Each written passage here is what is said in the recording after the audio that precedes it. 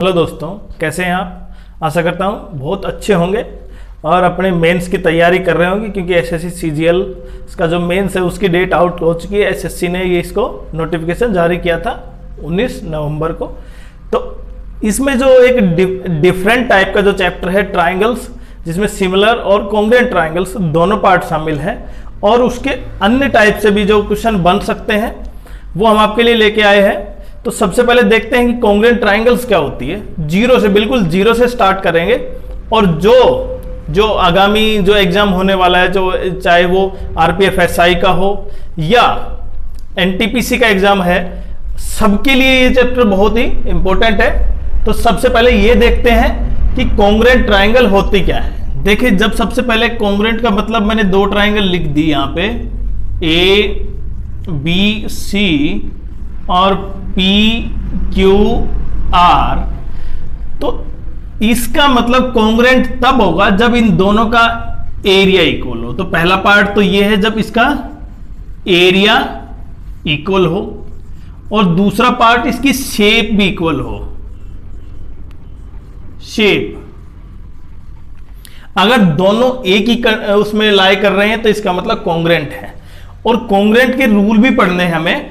जैसे अगर ये साइड भाई 5 सेंटीमीटर है और ये 10 है और ये बीच का एंगल 30 डिग्री है, तो ये अगर मैंने 10 ये इसको लिख दिया मैंने भाई 5 और ये 10 और ये 30 डिग्री, तब ये ट्राइंगल्स क्या होंगी, कॉन्ग्रुएंट होंगी। तो इसको लिख सकता हूं मैं a b c congruent triangles p q r. Property कौन सी होगी भाई, साइड एंगल साइड। अच्छा, अब सबसे इंपॉर्टेंट चीज ये देखें आप कि यहां पे अगर ये एंगल यहां पे शिफ्ट हो जाता इधर की तरफ, ये अगर 60 होता और ये 30 होता, तो मेरे पास ये मानो दे ही नहीं रखा, तब मैं इसको कॉन्ग्रुएंट नहीं कर सकता। तो क्यों? क्योंकि इन दो साइडों के बीच का एंगल क्या होना चाहिए, सेम होना चाहिए। देखिए, ये दो साइड हैं, इन दोनों के बीच का एंगल सेम होना चाहिए, वो जबकि दूसरा आर अलग एंगल है, वो बीच का एंगल नहीं है। तो इसका मतलब ये कॉन्ग्रुएंट नहीं होंगी। अब कॉन्ग्रुएंट की प्रॉपर्टी क्या है, एक तो साइड एंगल साइड है भाई, जैसे अभी पढ़ा हमने।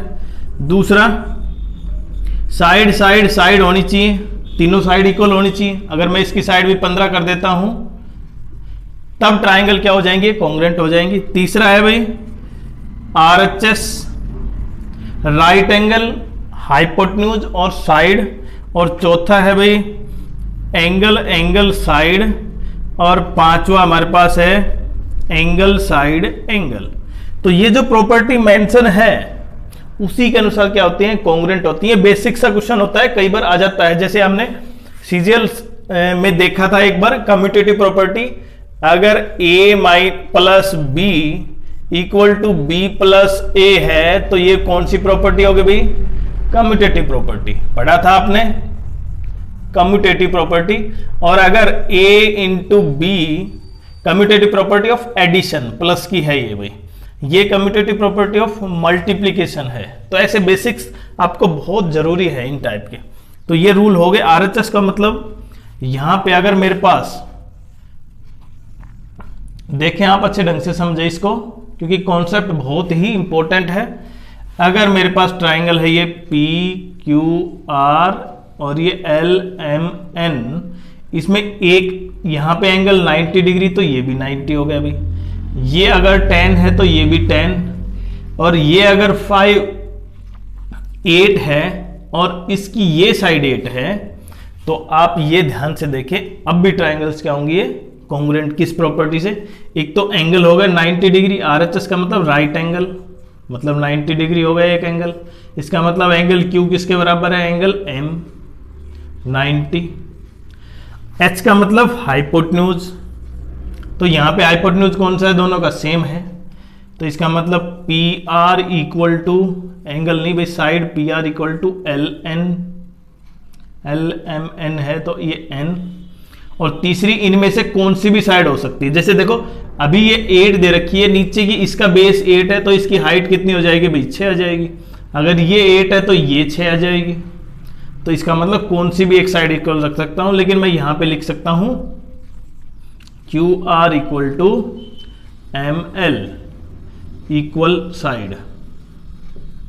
तो ये होगी हमारे पास प्रॉपर्टी RHS से, ट्राइंगल RHS से कॉन्ग्रुएंट है।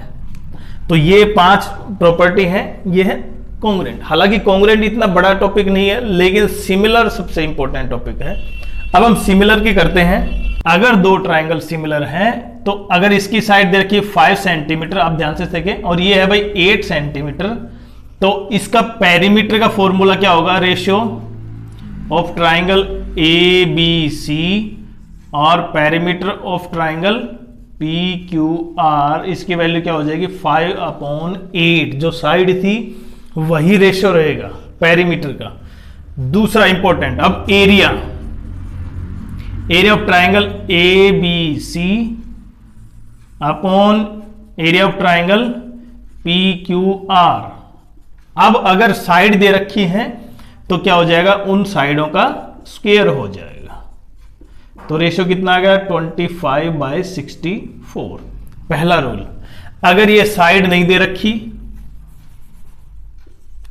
और इनके मीडियन दे रखे हैं,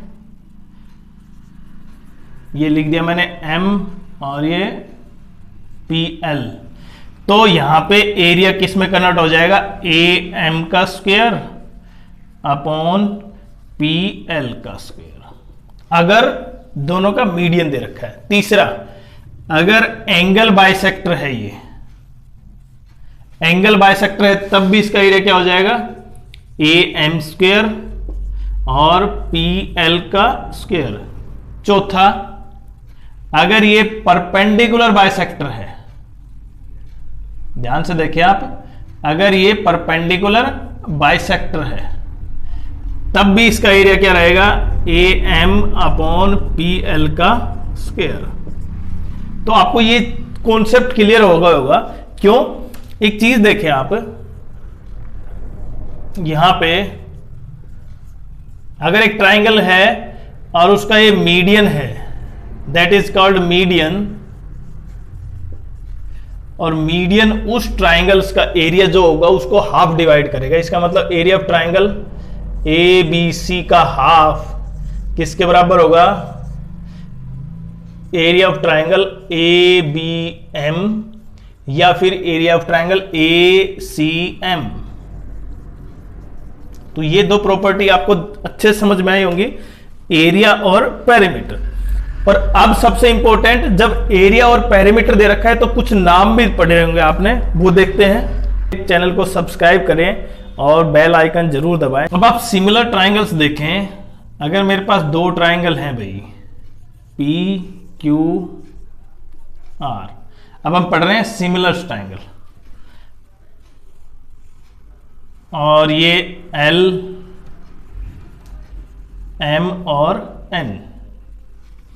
अब ध्यान से देखें, सिमिलर का सिंबल केवल ये होगा, इसका मतलब दोनों की शेप एक जैसी है,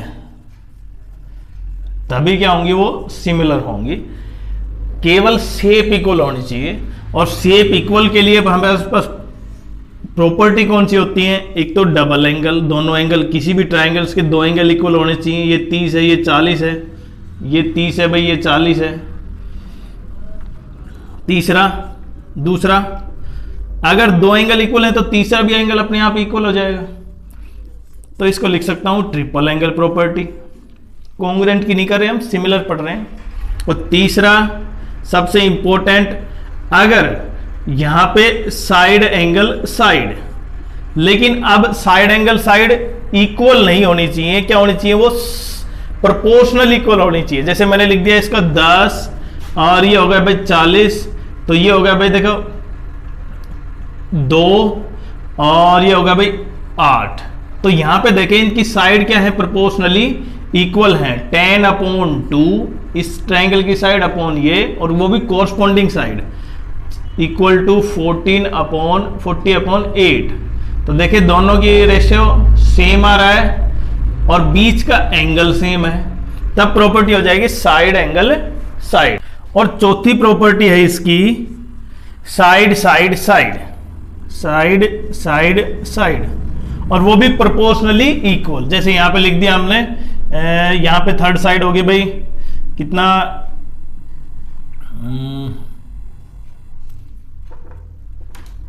48 और ये 6। तो दोनों ट्राइंगल्स की साइड क्या होंगी? Proportionally equal.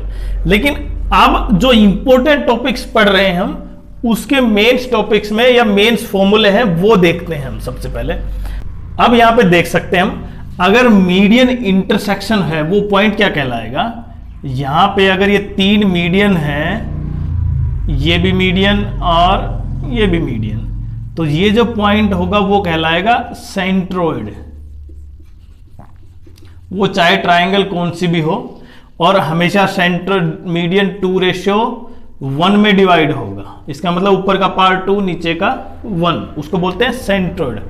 अगर एंगल बाइसेक्टर है, ध्यान से समझे, एंगल बाइसेक्टर है तो उसको बोलते हैं इन सेंटर। उसको क्या बोलते हैं? इन सेंटर। ये सबसे इंपॉर्टेंट बेसिक सी आपको पता होना चाहिए, क्योंकि हर एग्जाम में लगभग यही चीज आती है। तीसरा है परपेंडिकुलर बाइसेक्टर। और परपेंडिकुलर बाइसेक्टर जहां पे ये जो परपेंडिकुलर है,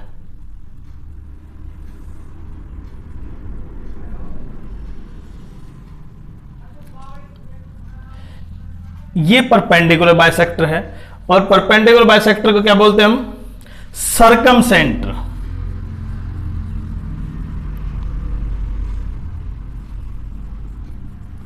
इसको क्या बोलते हैं हम? सरकमसेंटर। ये जो इंटरसेक्शन है, और लास्ट का जो परपेंडिकुलर, ये केवल परपेंडिकुलर है एल्टीट्यूड का। यहां पे है एल्टीट्यूड का, केवल एल्टीट्यूड है भाई, ये केवल एल्टीट्यूड रिप्रेजेंट कर रहा है। और ये क्या था? परपेंडिकुलर बाइसेक्टर था, ये केवल एल्टीट्यूड। और इस पॉइंट को क्या बोलेंगे हम? ऑर्थोसेंटर।